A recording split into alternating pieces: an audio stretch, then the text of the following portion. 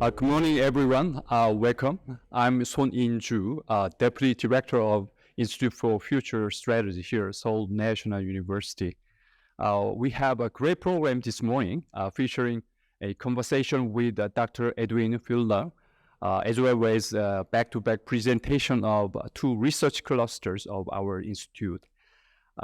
We are very honored to have Dr. Edwin Feulner, founder and former president of the Heritage Foundations. Dr. Feulner is recognized as one of the most influential leaders in global think tank community. Dr. Feulner has also held many leadership positions in academic, political, and economic nonprofit organization, and served on U.S. Advisory Commission on Public Diplomacy, of which he was a chairman. Dr. Feulner is author of 9 books, including American Spirit. He graduated from Regis University and received MBA from University of Pennsylvania's Wharton School of Business. He also got a doctorate degree in University of Edinburgh.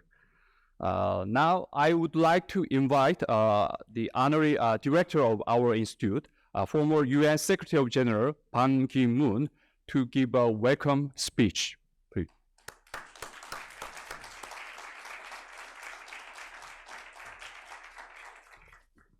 Thank you, Professor Son, for inviting me to say a few words. President Edwin Feulner, founder of the Heritage Foundation, Professor Kim Byung-yeon, director of the Institute for Future Strategy, Seoul National University, distinguished faculty members, ambassadors, senior media representatives, and faculty members, and ladies and gentlemen. On behalf of Institute for National Strategy and its honorary chairman, I wholeheartedly welcome President Edwin Feulner to this institute.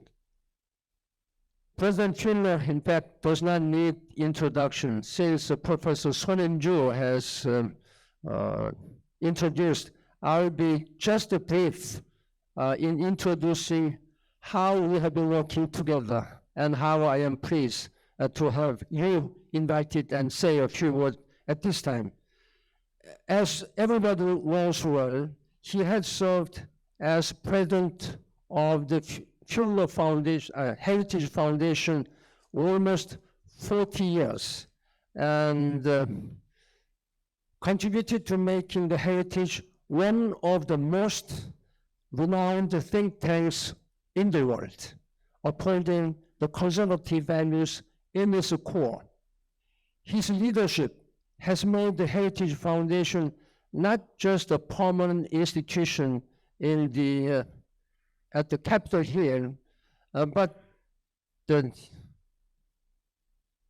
he has been leading this organization as this very strong conservative, representing a conservative movement. Personally, I have had the pleasure of knowing and working with him very closely, longer than I think 3 decades. As far as my memory serves me correct, twice as a senior diplomat at the Korean Embassy in Washington, D.C., and later as a Secretary General of the United Nations for 10 years. I worked very closely with him, has benefited from his knowledge as well as wisdom in dealing with all geopolitical issues. He has been a strong supporter for the peace and the prosperity of the Korean Peninsula, and always stood for human rights and liberal democracy and market economy. I praise your passion and wisdom to promote your belief in strong Korea-US alliance relationship. Today we have a rare opportunity to get his insightful vision and thoughts about current international very worsening geopolitical situations, particularly the illegal Russian invasion of Ukraine, and also, again, worsening Sino-American relationship and North Korean nuclear threats.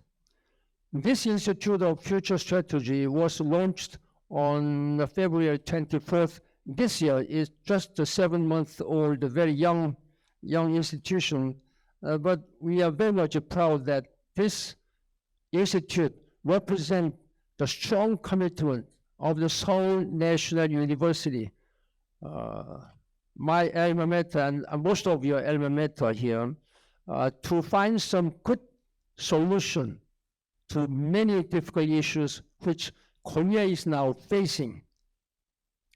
As we discussed briefly this morning, lowest birth rate and our geopolitical, geoeconomic situations, and also what we call as a democracy in crisis in Korea.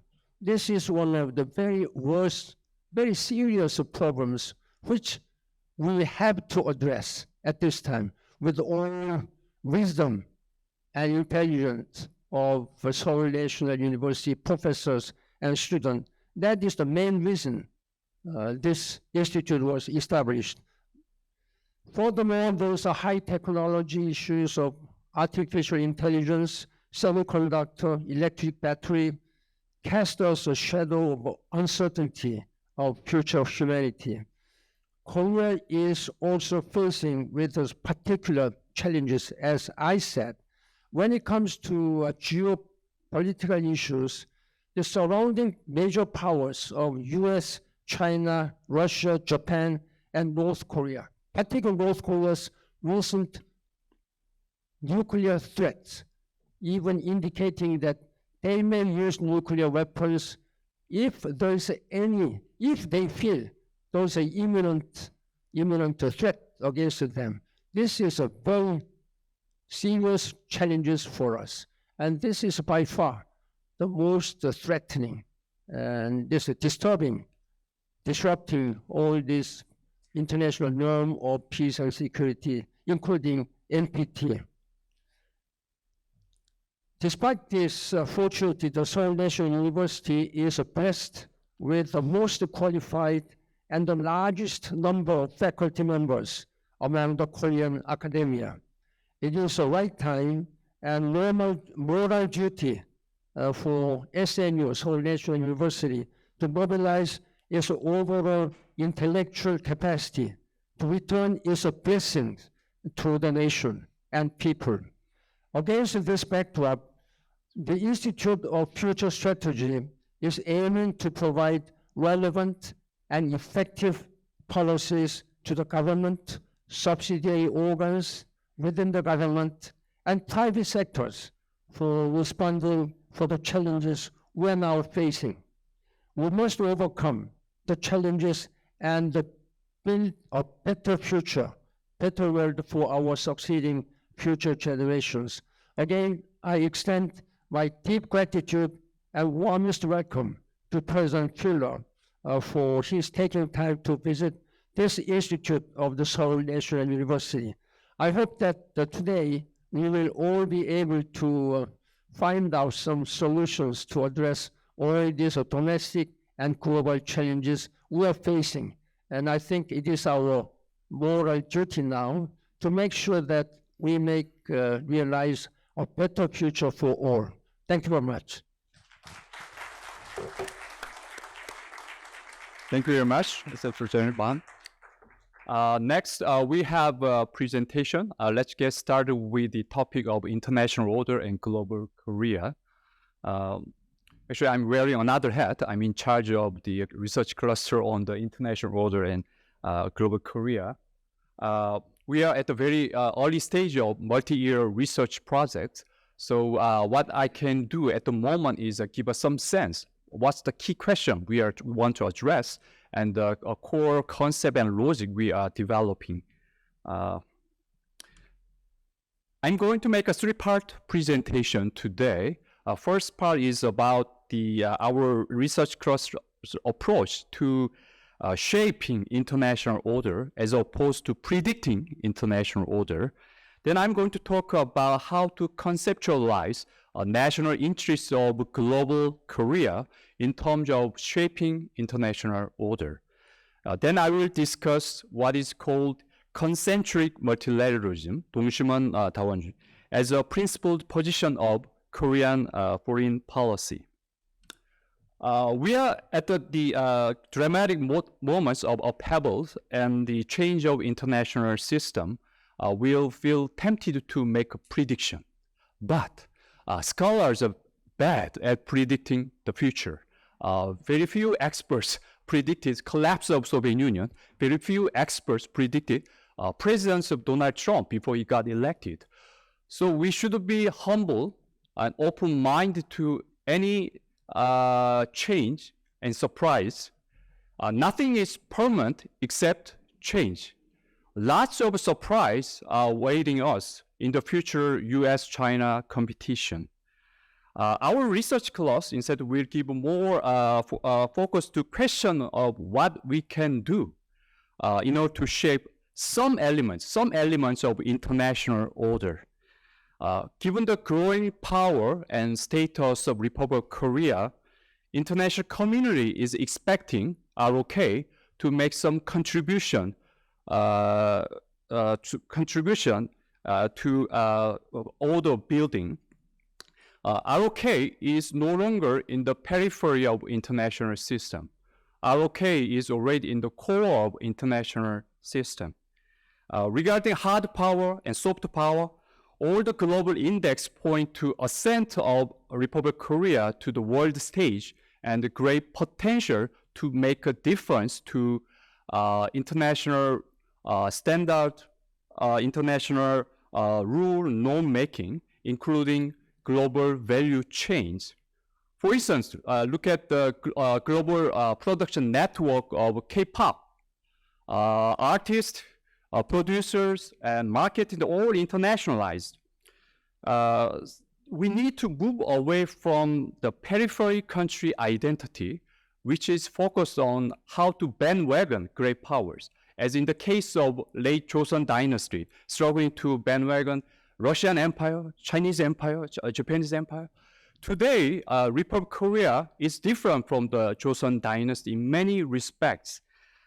It's time to move forward and embrace core country identity, which stands for a global hub, extending various networks to the even periphery of international system.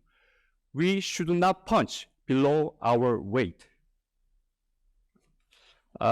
Next slide. In light of shaping international order, first thing we need to do is to understand who we are, what we are for, what kind of international national community we want to build in the end. Addressing this question is a starting point for our research and starting point for developing strategy to fit a specific situation. This question is related to concept of national interest. Our understanding of national interest is composed of not only material elements, but also non-material at once. The universe of national interest is multi-dimensional, interactive, interdependent. As a mind affects body and vice versa, the identity can affect power and power can affect identity. For instance, if a country subscribes to identity of liberal democracy and open economy, open market, which cherish the principle of liberty, pluralism, bottom-up innovations, such non-material factors can be an important source of long-term economic and military development. National interest is not fixed, it's evolving over time. So our research class play a constructive role in building new consensus on national interests of global Korea. We also suggest potential sources of ROK identity. Republic of Korea has important cultural tradition and philosophies, a historical experience, but diverse narratives are competing. Sometimes it is difficult to pin it down as a common ground. Nevertheless, we find the ROK Constitution, UN Charter is widely accepted by today Korean citizens. A starting point for defining national identity is looking into key principles of ROK Constitutions and UN Charter. UN Charter also has to do with origin and legitimacy of Republic of Korea. UN helped to establish ROK, and UN also helped to defend ROK during the Korean War. So the principle ROK Constitution, UN Charter can help us to appreciate who we are, what we are for. Then how can ROK help to build international order in favor of its identity and power? We need to combine self-strengthening with international cooperation. As the other research cluster of our institute study various dimensions of self-strengthening and domestic reform, so our research cluster pay more attention to international cooperations. This one, we propose so-called the concentric multilateralism from a long-term perspective. Republic of Korea should pursue multilateral and bilateral diplomacy all over the world. That being said, alignment of identity and the relative importance of power may be served as a principle and criteria for prioritizing partnerships. So core circle may include USA, EU, Japan, and second wide circle extends to China, India, Asia, and so on in terms of identity power. This is not fixed. If power shifts and the identity converge or diverge, the positioning of the concentric multilateralism can change accordingly. More specific, since we find a weak link between ROK and the EU in the core circle, we may want to consider a trilateral strategic dialogue. For example, ROK EU-US Trade and Technology Council, and ROK EU-US Science Partnership for Brain Exchange. My final slide about mindset. The linguistic origin of courage is old Norman French, queer or heart. Here I quote a David Weiss chapter. To be courageous is not necessary to go anywhere or to do anything except to make conscious those things we already feel deeply, and then to live through unending vulnerability of those consequences. I think we should take a prudent, moderate approach when we convert the principled position into a specific policy. But moderation is not a synonym for indecision, 우유부단, or cowardice, 비겁함, or opportunism, 기회주의. We need courage when we take a principled position. We need courage when we take the road not taken before. We need courage when we live through vulnerability of those consequences. Thank you very much for your encouragement, support for our research in advance.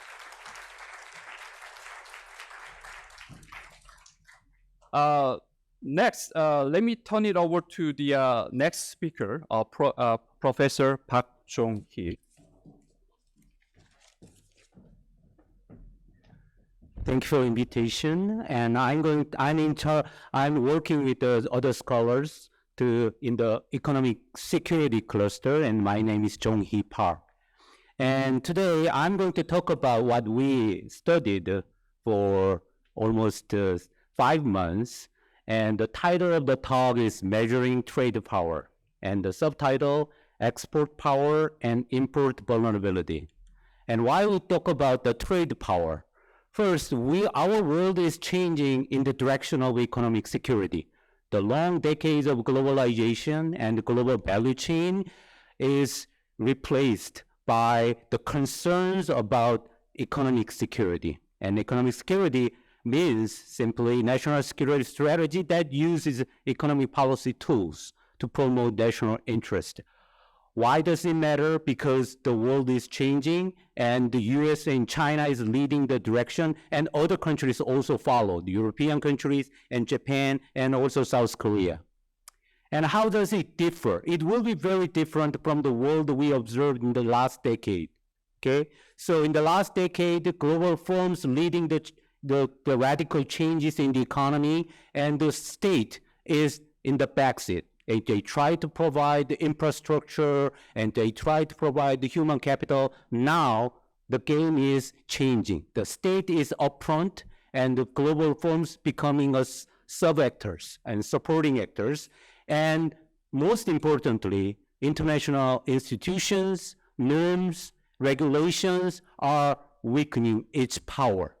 And states, considering their national interest most importantly. So we have to think about economy not in terms of division of labor, but in terms of power, which is unfortunate. As a scholar, I feel very, very unfortunate to talk about economy in terms of this analogy. However, this is becoming a reality. So what is the power? We usually talk about power in international politics in this way: hard power, soft power, sharp power, and network power.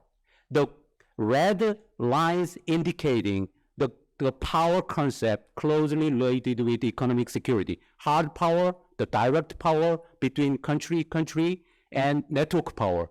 If you have control of a choke point, bottleneck in the traffic of economic resources and flow of information, you have a power. So this year, our cluster focusing on international trade.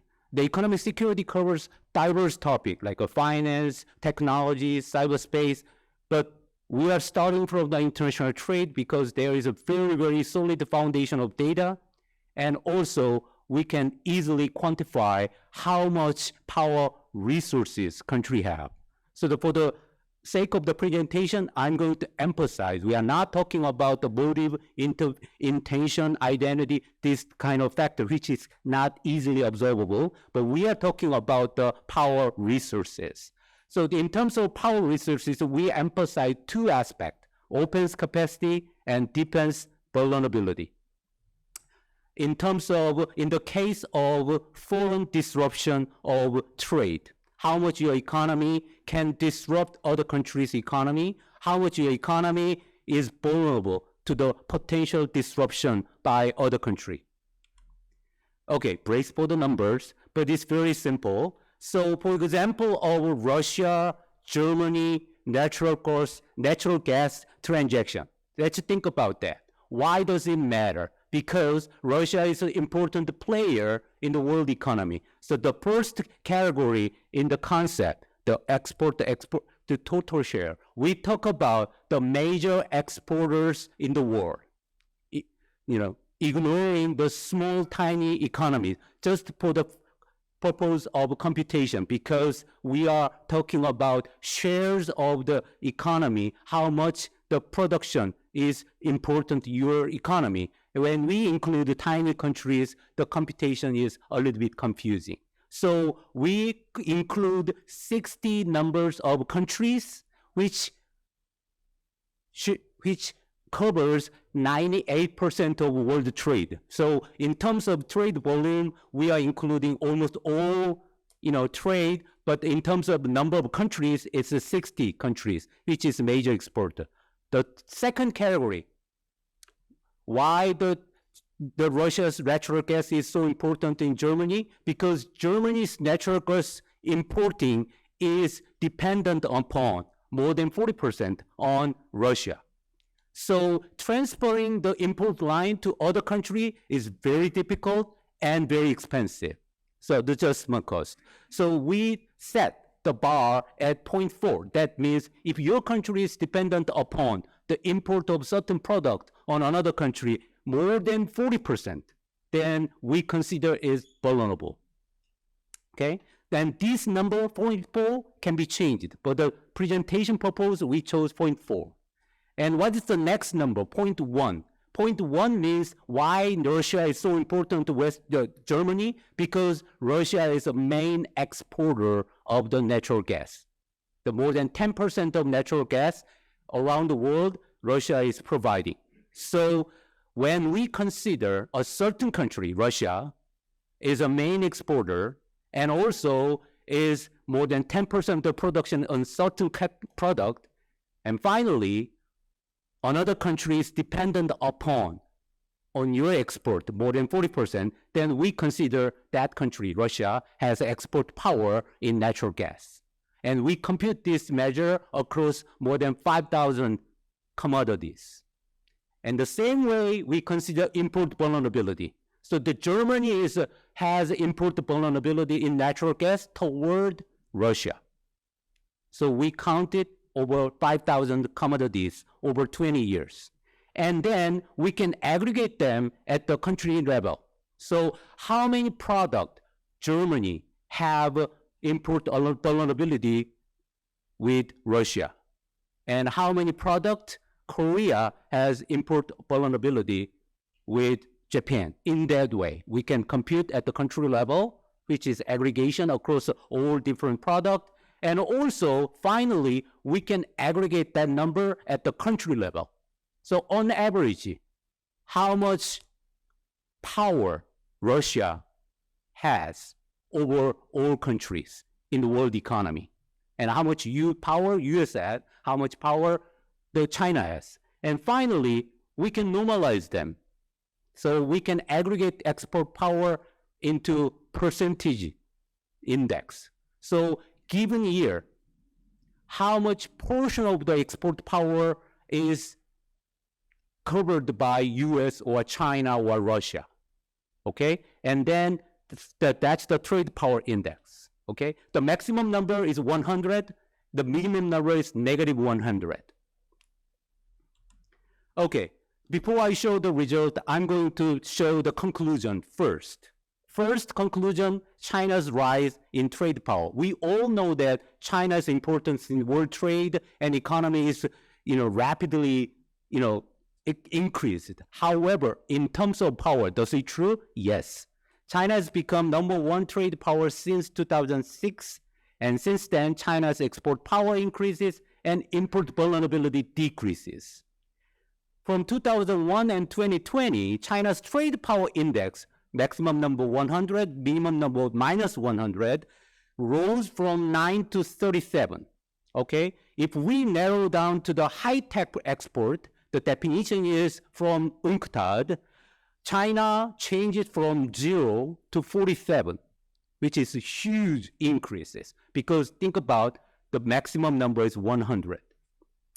Number 2 point, US decline in trade power. US moved to number 3 trade power since 2004. It moved down from to 2. From 2001 to 2020, US trade power index declined from 18 to 7 in all product and 31 to 12 in high-tech product. So the high-tech product, US decline is more severe. Number 3 point, Asian vulnerability. Asian countries, especially South Korea and Japan, have highly vulnerable trade structure to outside interruptions. South Korea and Japan are the two most, they are changing their spaces, number 1, number 2. Two vulnerable economy to export power of third parties. So it's such a weird incidence. Japan used the economic power against South Korea. The number 4 point, curse of a small open economy. Usually, the economists and political science emphasize that the growth engine of the world economy and the fast catch-up way of, starting your economy into the direction of industrialization is open world economy. And if your economy is small, even better. Now it becomes your, not an asset. It's a curse. Generally speaking, small open economy lose more from the shift to economic security than large economies. Okay, so let me show some picture. This is the export power network, dyadic network between countries in 2001. Okay, and you will see the width of the line indicate the amount of power. You will see a pink line stands out from United States. United States is number one trade, almost number one or number two trade power. And Germany also has very small line, the very sharp line. And US has a very thick line, mostly the NAFTA countries and North America and South American countries, but also some Asian countries like Japan and South Korea. And let's change the gear to the 2020. How much the world changed after that? This is the picture of trade power network in 2020. You will see the orange line is covering the picture mostly from China. In United States, the width of the line become, sharper. Okay? How about in terms of the raw number of the product? So think about if each country has 60 number of partners over 5,000 product. That means that you have 300,000 combination to think about. The red scale indicate you have a positive power, and blue scale indicate you have negative power. And in 2001, United States has 20,000 in terms of trade power counted at the country product level.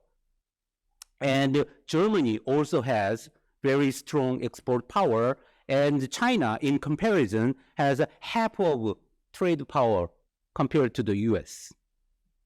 2020, the world changed dramatically. The China has 47,000, the country product, and United States is almost a quarter of Chinese, well, it's not a quarter, 1/5 of Chinese power. And Germany still has some power, and India and small countries power, but look at the Japan and South Korea is a negative number.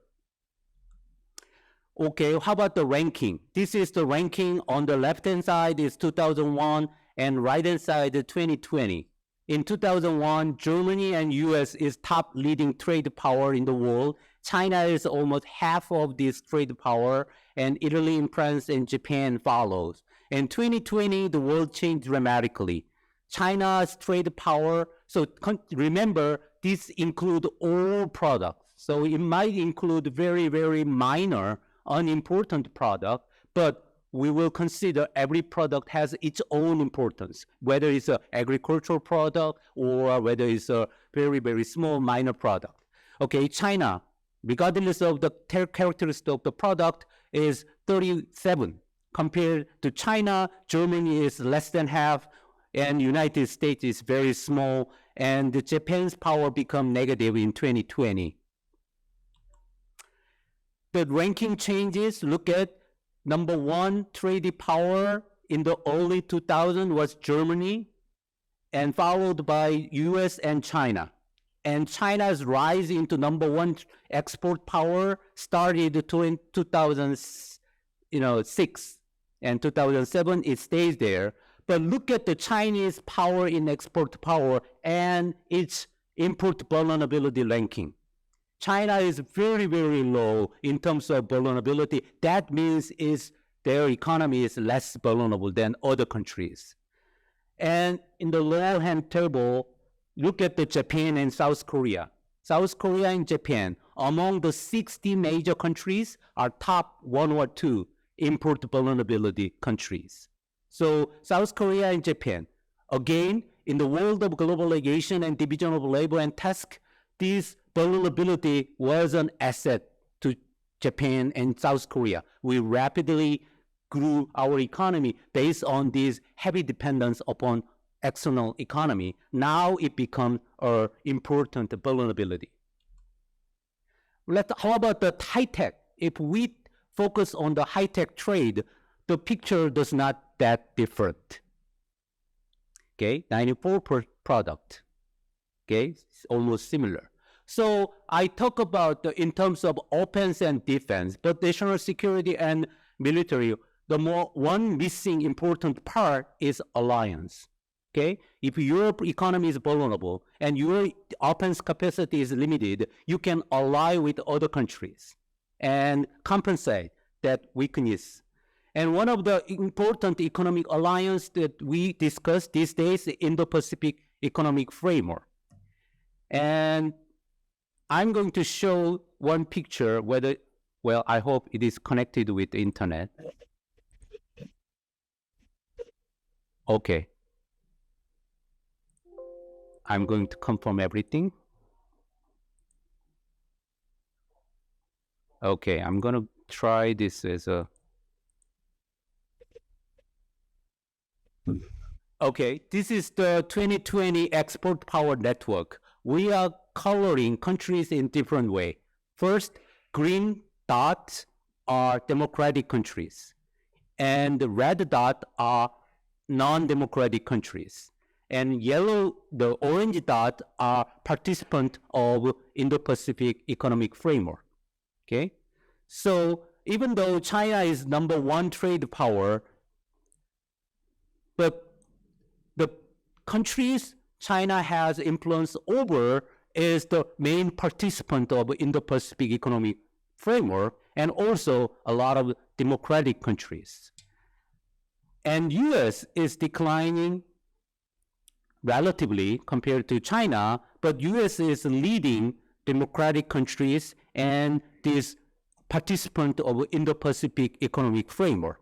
Okay, so the question we are not going to answer today, but we are going to ask in the future research is how this network structure affect the future, competition in economic security and also world economy. Okay, this is what we prepared today. Thank you very much.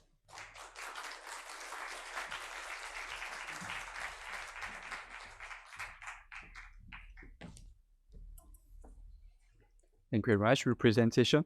Now we move on to highlight of today's program.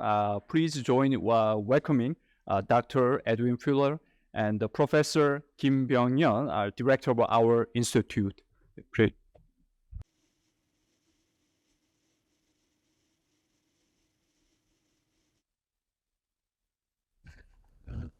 It's my great pleasure to have Dr. Feulner to my institute.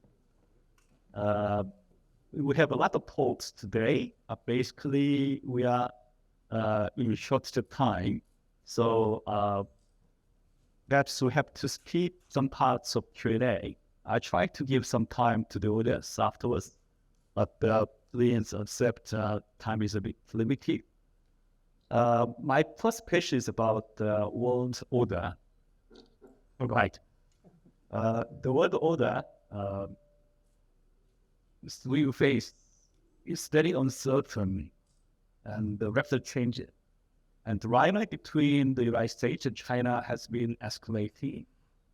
Russia's invasion of Ukraine not only raised tensions in the world order, but also deviates from the traditional behavior of superpower, which resulted in greater division between democratic countries and autocratic ones.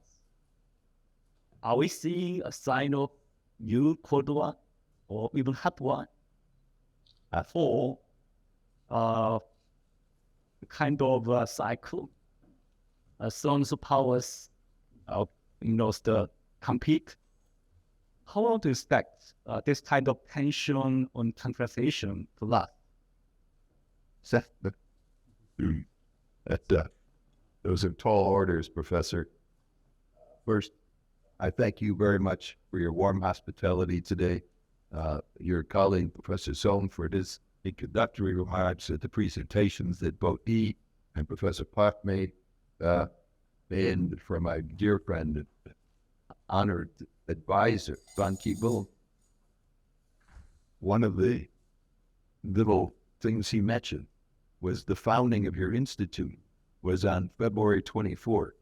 February 24th was a significant date this year for other reasons. We all know Russia invaded Ukraine. The same day I land in Bucharest, Romania, 100 miles away from the Russians, and it's, why am I here? And February 24th was changing date. And so I'm very glad that there were positive things that happened on February 24th. And so congratulations to you and everyone involved with the Institute. the major change in terms of where are we and what do we face in the future. To my mind, the China-Russia relationship is still evolving in terms of China's attitude toward what Russia did in Ukraine. They've always maintained that the integrity of borders were very significant, and yet, right down to the Shanghai Dialogue 2 weeks ago with Putin and Xi meeting, there seemed to be a great deal of collusion between the two of them in terms of what was going on. Then maybe a little bit more separation now since then with what has been said in New York with the Chinese representatives. That how does it all sort out?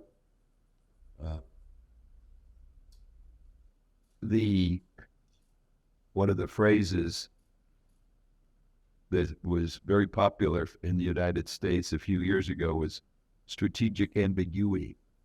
I don't think either the United States or the Republic of Korea can be strategically ambiguous about either Ukraine or, rightly, about what China represents for the future.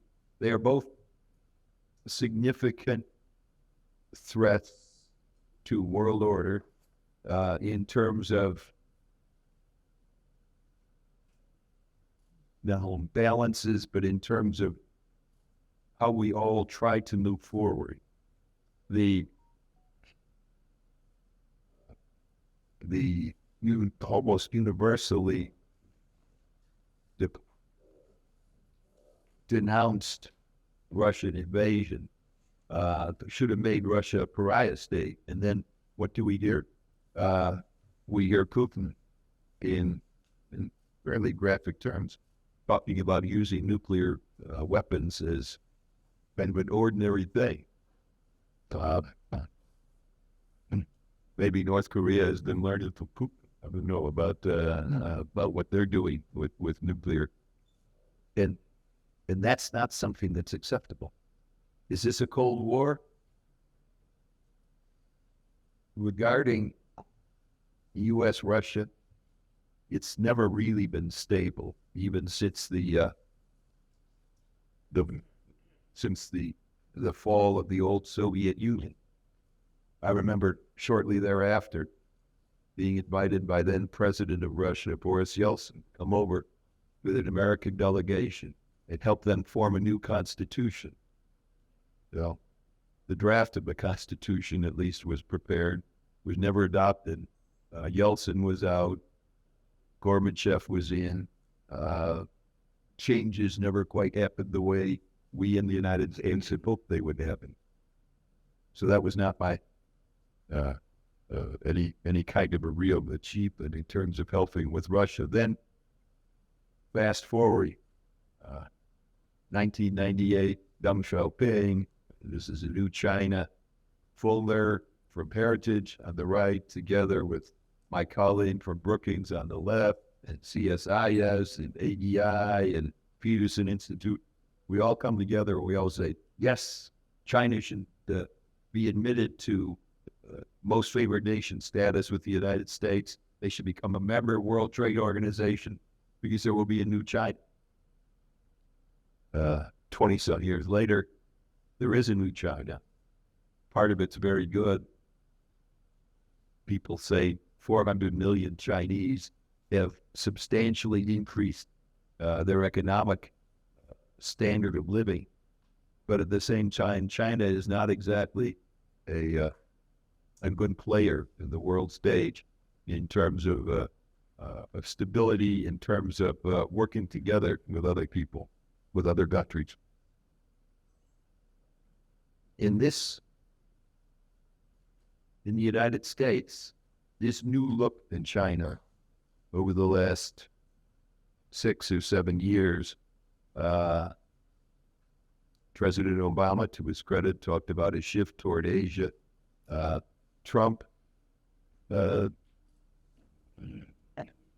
Trump's role in international affairs is a very interesting one. The three key parts of the world where the United States has interests: Europe, Middle East, Asia. Europe, Donald Trump got all the NATO members to focus in terms of shared responsibility for mutual defense, raising their contributions to NATO. He did it in a rather heavy-handed way by saying maybe the United States will pull out and things like that. But the fact is, all the NATO countries early on had committed to spend 2% of GDP on defense. When Trump came into office, there were 3 of 27 countries that did so. By the time he left, there were not. So there was a difference. Middle East,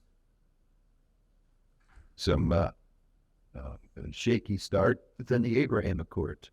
Israel actually signing agreements and improving its internal relationship with so many of the different Middle East Arab countries. Then you come to Asia, and again, Asia, right down to Joe Biden this last year with his announcement of AUKUS, bringing the UK, Australia, and the United States much closer together in terms of sea lanes and means of transport and in keeping supply chains open through the ocean. He has a counterpoint to China. And of course, what else Trump did in terms of China and putting real restrictions on both the Chinese theft of intellectual property, on strong economic deterrent to Chinese dumping of imported goods. So confused, complex, yes, but there have been some very, very straightforward and positive things, not only from Trump, and going back to Biden, to Obama, and now through Biden. So I think we're starting to sort it out a little bit. But the relations between the United States and Russia on one side, and the relations between the United States and China on the other side are not good. Not a war, exactly. It's certainly the period of hostility and questioning. Sorry, you very well. That one said, how do they cover a lot? Well, how do they expect this kind of rivalry and confrontation to last between, say, two houses? The indefinite future. No. Indefinite future. We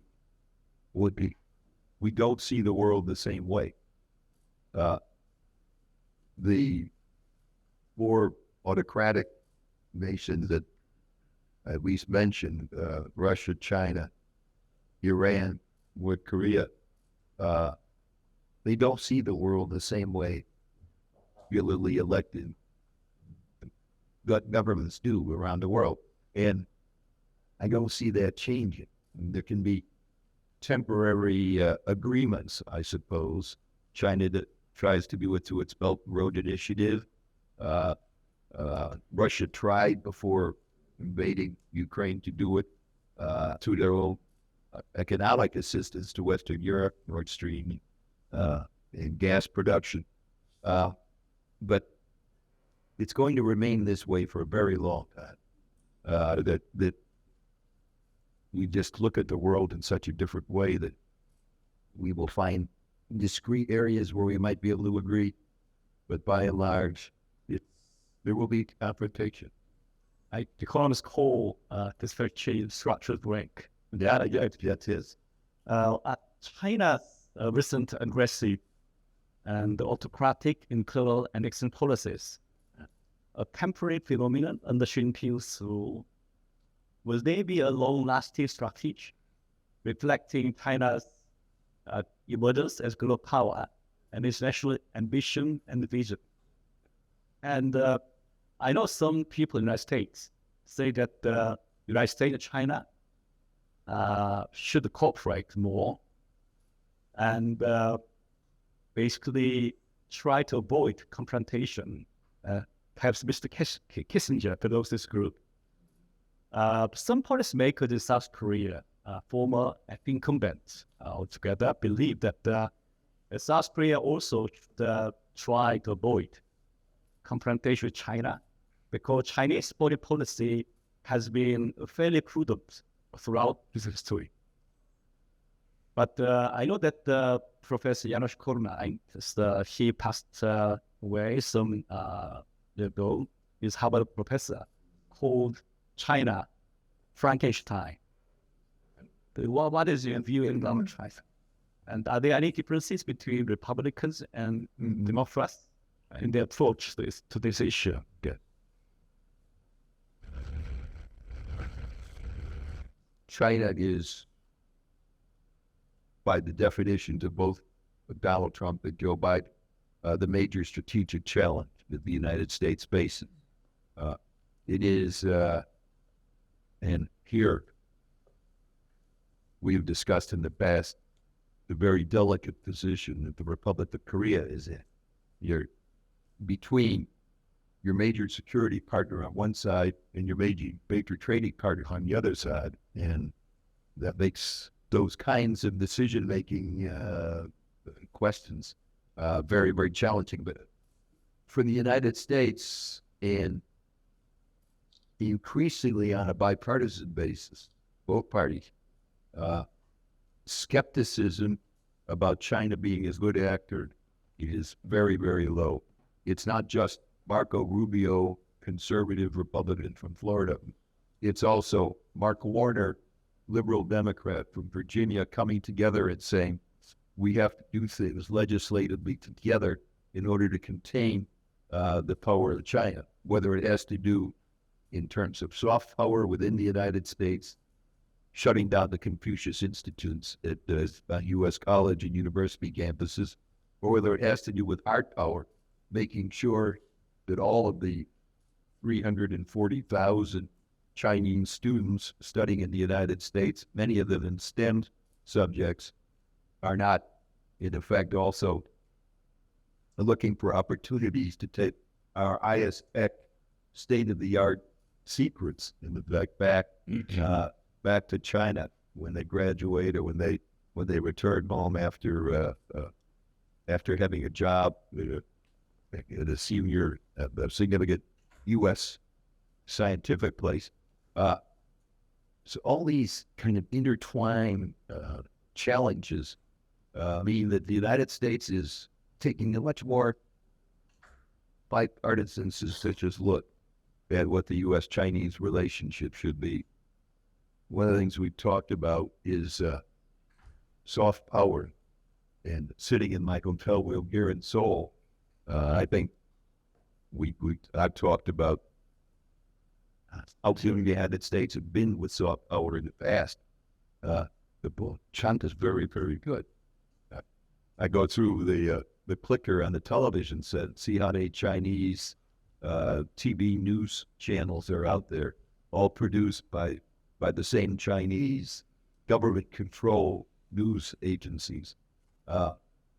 They're getting very, very good at that kind of thing around the world too, and that just means we have to be better at it. And so, how do we respond? The bilateral relationship is not as healthy as certainly I had hoped it would be back those years ago, and it is a bilateral concern now in the United States that we must come to grips with. Just the fact that Joe Biden and his administration has left in place most of the embargoes, most of the strategic limitations that Donald Trump put in place. And they probably don't want to admit that happened, but in fact they still are there. So it's a new world in terms of U.S.-China. Right. A country's strength consists of economic, military, and its power as a soft power you mentioned. I think the United States is well ahead of China in terms of soft power and military power against China. As regards economic power, which includes, say, a trade power, as Professor Park mentioned, investments, technology, finance, well, I think it's still altogether I think the United States is neck and neck with China. Then the question is, what kind of acclamations can United States use to counter China? Will they be effective?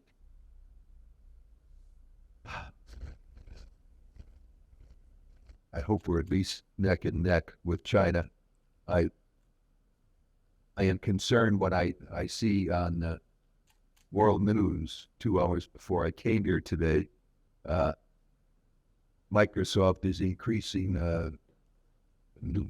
they're going to be employing 1,000 more people at their research center in Beijing.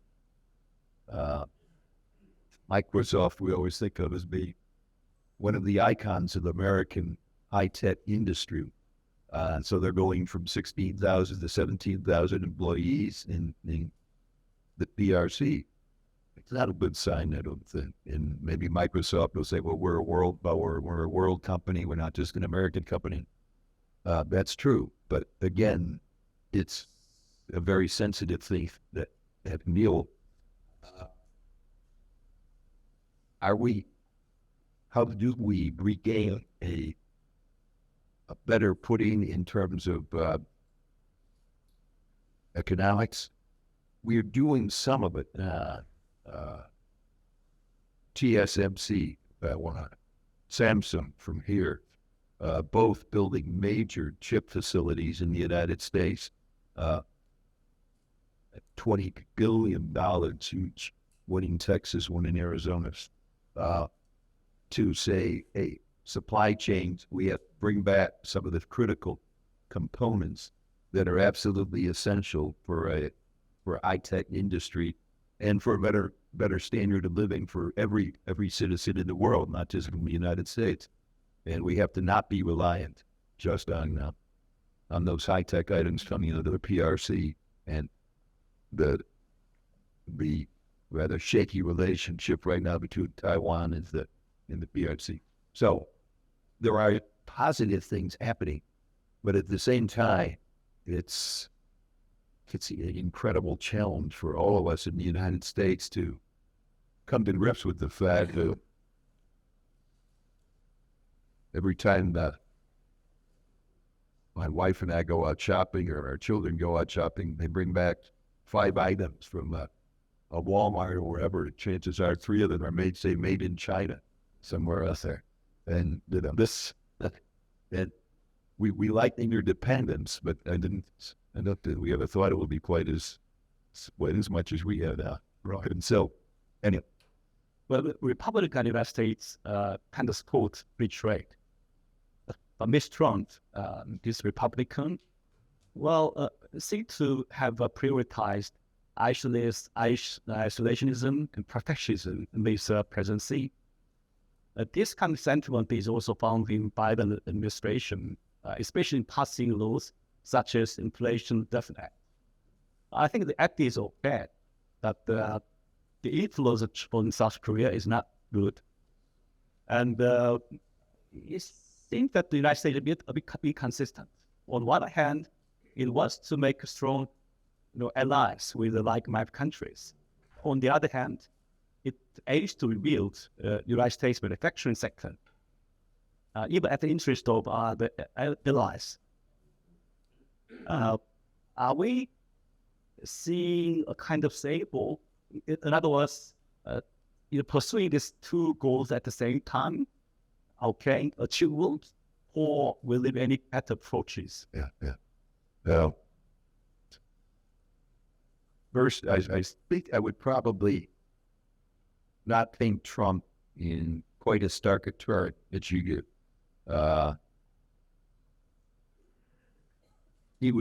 We always emphasized that he was in favor of fair trade, if not free trade. But he would reject the notion that he was a protectionist, really, both privately and publicly. He would say, no, I'm not. I really want trade, but I want it to be done on real reciprocal basis. Having said that,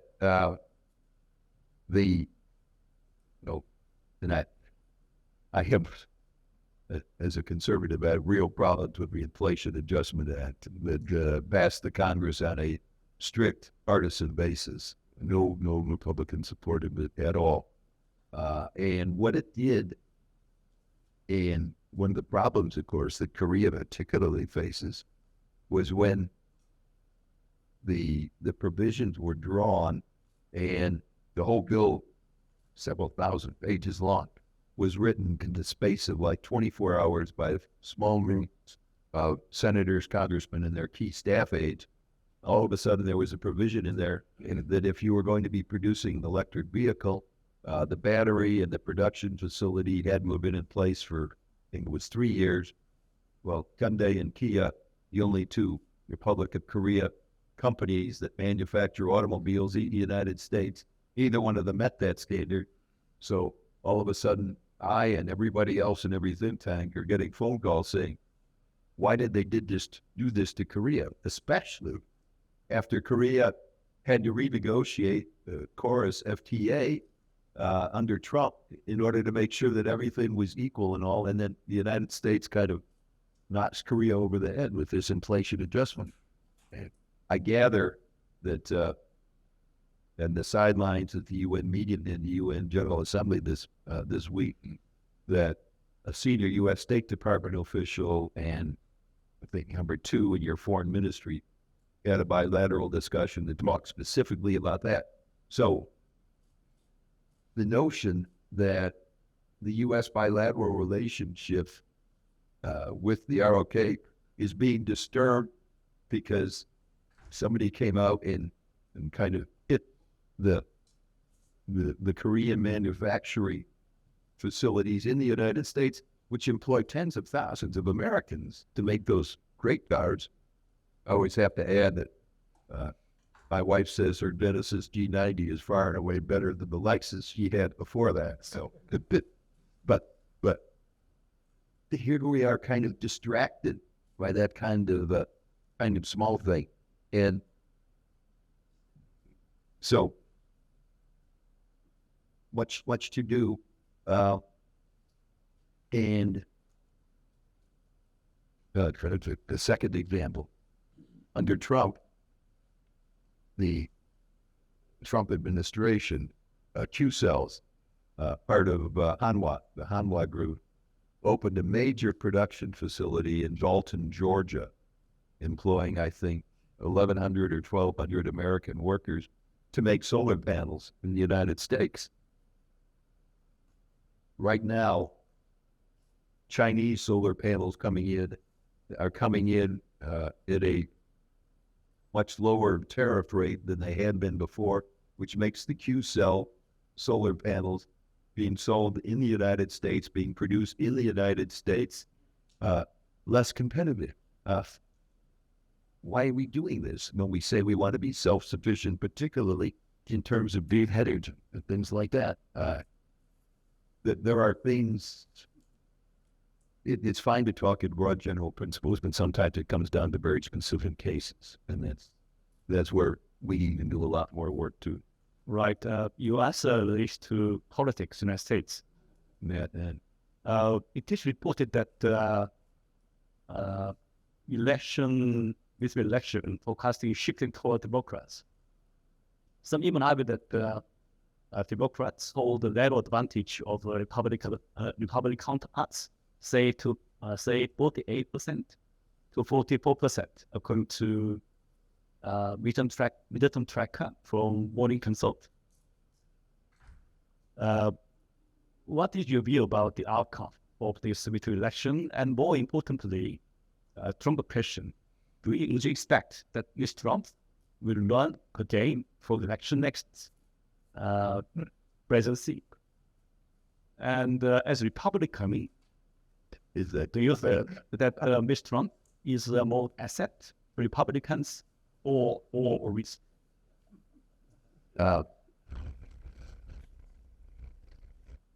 Number one, there has been a shift in the last 60 to 90 days back toward the Democrats.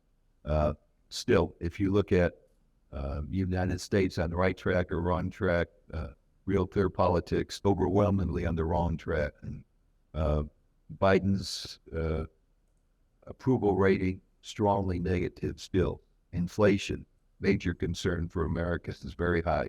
Crime, major concern. Open border, illegal immigration, significant concern. All pointing to inadequacies from the federal government right now on the domestic political scene. And 44-48 is probably a generic Democrat versus Republican number, and typically their Democrats have about a 5% advantage. So, but if I look at the first midterm election under George W. Bush and the first midterm election under Barack Obama, under Bush, I think the Republicans lost 38 or 40 seats in the House. Under Obama, the Democrats lost like 60 seats in the House. So I don't think there's any way the Democrats will maintain control of the House of Representatives. And right now there are, last numbers I saw, there are about 40 still contested and in the middle seats. But there are more leaning or guaranteed Republican seats than there are leaning guaranteed Democrat seats. And of the 38 that are in the middle, only 6 of those are currently held by Republicans. So it seems to me that my projection is the Republicans will come out of the House races with about a 37 to 40 seat majority. Out of the Senate, I'm saying that it will be Republican 52, Democrat 48. And there's always, in a midterm election like this, there's always 1 or 2 big surprises. So it could be a little bit big. It could be as many as 53 Republicans or as few as 51 Republicans. But I still think the Republicans will take over both houses of the in the midterm elections. Mr. Trump. I know. I'm trying to think of how to say this politely and yet candidly. Mr. Trump called me in July of 2016.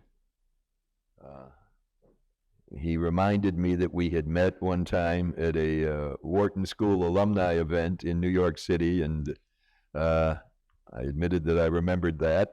And he then complimented me because my father was in the real estate business in Chicago. He said, and he did the same kind of things I did in New York.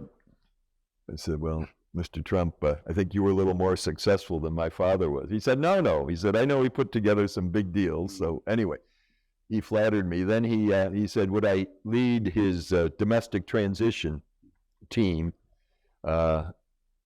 which is a statutory provision in the United States going back to the 1960s. The 2 candidates for president, Republican and Democrat, each get government funds to set up a transition team to prepare in case, well, one or the other will be elected. So whichever one is elected, that they have that capability. And I went home and talked to my wife, and she said, well, why don't you take it? Because, you know, after Election Day, we won't have anything to do because clearly Hillary Clinton is going to beat him. Anyway, I did take it, and I was number 7 on the transition team to work with candidate Trump. And he listened in kind of vague general terms, not to specifics so much. And as an outsider, sometimes he didn't understand the assets that he had available to him. His policies, I was most of the time enthusiastically in agreement. His way of expressing those policies or supporting them or criticizing his opponents, I did not like. But a specific example, October 2017, House Ways and Means Committee had come out with the big tax bill to lower tax rates on both individuals and corporations, make the United States more competitive internationally. The president had called a dinner meeting with the heads of 15 conservative groups, and this story has been written up, and it's not a big secret, but I was invited as then the president of Heritage. I had more gray hair than anybody, so they sat me next to him, and he stood up and started talking about how important the tax bill was and how he wanted all of us to get our grassroots people around the country out to support the tax bill. And he was talking on rather extensively. And I said rather brashly, I said, "Excuse me, Mr. President." He looked very annoyed. He said, "Yes, Ed." And I said, "Sir, you said something 2 months ago that I really disagree with." He said, "What was that?" I said, "You said you didn't want to have a cabinet meeting." He said, "Sir, the reason you should have a cabinet meeting is because Ronald Reagan had a cabinet meeting every month, and the first thing he would do before they got onto an agenda, he would have his staff pass out 1 page of paper, a 1-page talking paper, so that if the tax bill was the subject that month, and you were the Secretary of Education going to Harvard to talk about school choice, you were going to spend the first 5 minutes on the tax bill. Or transportation, going somewhere to talk about infrastructure, first 5 minutes you talk about the tax bill." I said, "Sir, you've got 15 people who are all over the country every day talking to different audiences and reaching out to local news media and local participants in the democratic process. Sir, they're the ones who should be your primary spokesman." And he paused. He said, "Did Reagan really do that?" I said, "Yes, sir, he really did do it." He said, Kellyanne Conway was there, and he said, "Kellyanne, let's call a cabinet meeting." The point was, he came out of a totally different world in the business community where he had kind of not really focused because, things will take care of themselves. But he had never thought about some of those mechanisms that were there that he could use effectively to promote his own agenda and the agenda that he was elected for. And I'm still not sure that he realizes that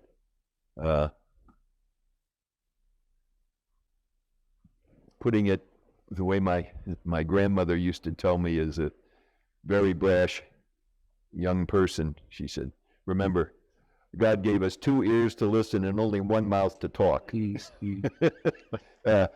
So is he good or bad for the Republican Party?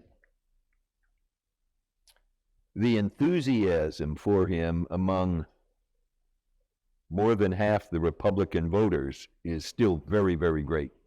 And if you've looked at public opinion polls for president in 2024, he gets like 62. The next one is Ron DeSantis, the governor of Florida, gets 17. Then Mike Pence will get like 10 or 11. And everybody else is down like at 1%. It will be a challenge if he is the Republican candidate, but the Republicans are going to have a challenge in any event. So, I'm trying to be, anyway. Will you be leading a transition team if Donald Trump asks you again? Or will you support another candidate from? Well, by that time, the candidate will either be Donald Trump or somebody else. All right. Okay. Let's think about South Korea. Okay. As an expert on South Korean politics, how would you evaluate the performance of Yoon government so far? Has the government started on the right foot on economic policy and foreign policy?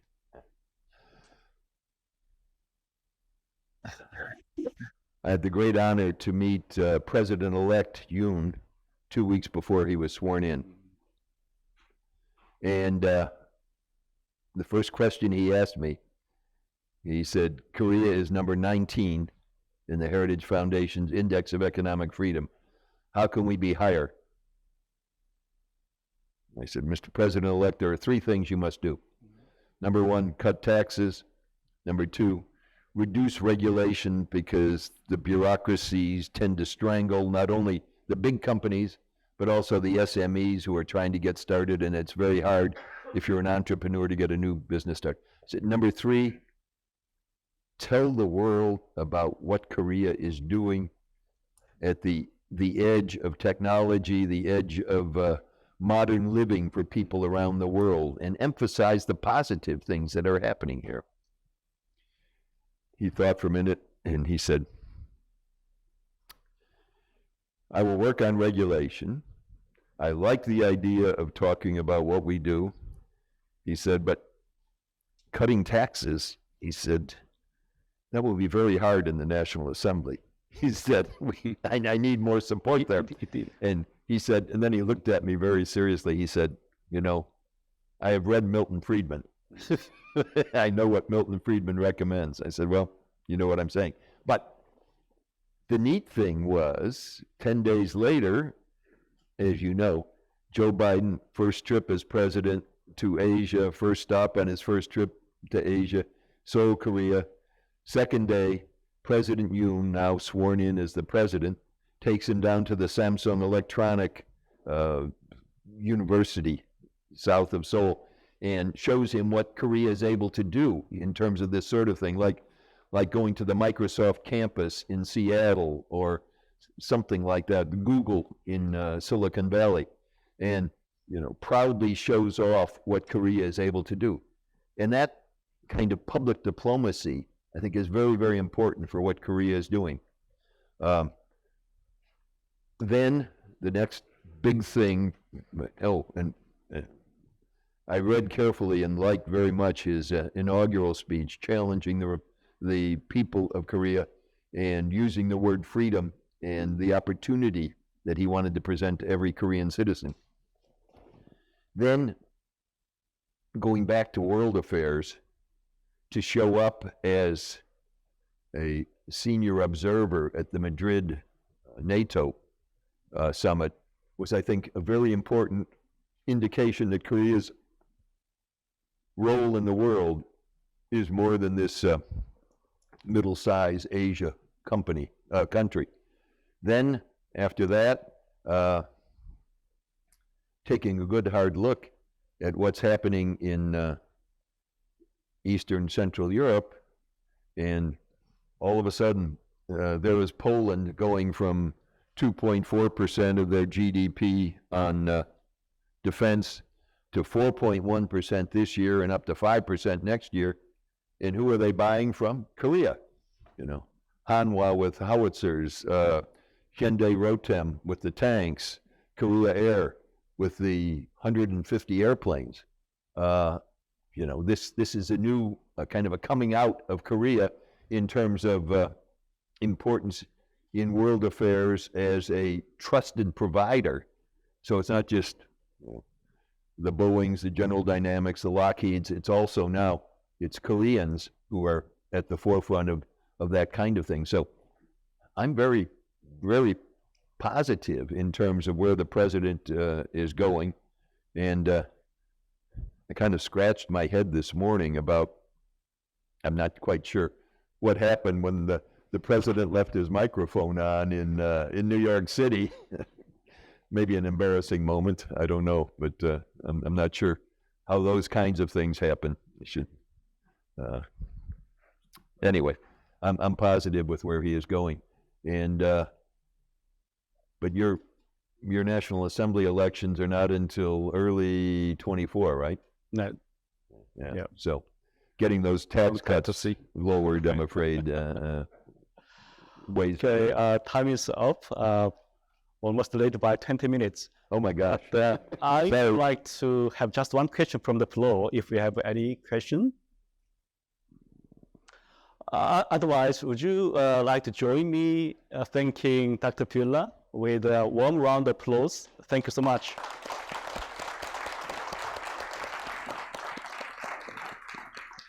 Thank you very much. Thank you.